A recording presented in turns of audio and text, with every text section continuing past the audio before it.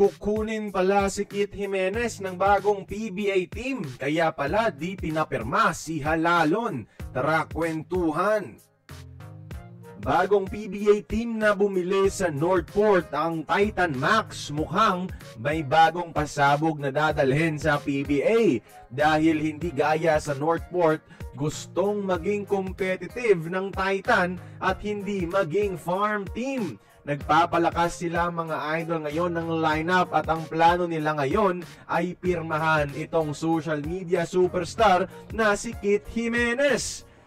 Mga idol huling naglaro itong si Kit Jimenez sa MPBL at huling naglaro sa PBA para sa San Miguel.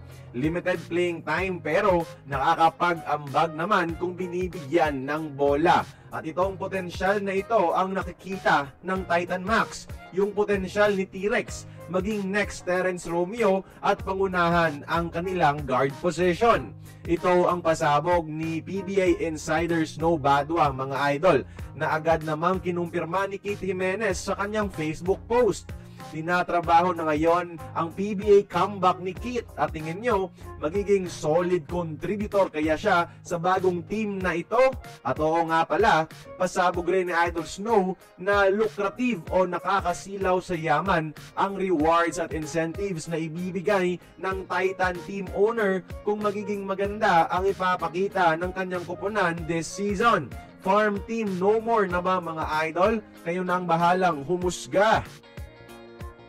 At ito pala ang dahilan mga idol kung bakit hindi ni-renew ng Northport ang expiring contract ni Gio Jalalon. Ang kanilang veteran guard mga idol, nagbibigay pala sila ng daan para kay Kit Jimenez. Ito yung malungkot na pinahayag ni Jalalon sa media na natatakot siya sa future niya sa PBA dahil wala talagang may nag-offer sa kanya. Pero ngayong araw lang pinirmahan na siya ng TNT mga idol kung saan naging practice player siya kamakailan lang. Madadagdagan na ng isang makulit at pesky defender ang TNT sa guard spot mga idol. Mas lumakas palalo sila sa adisyon ni Gio. Dating bata to ni Coach Chot Reyes Seguilas kaya alam niya kung paano ito gamitin.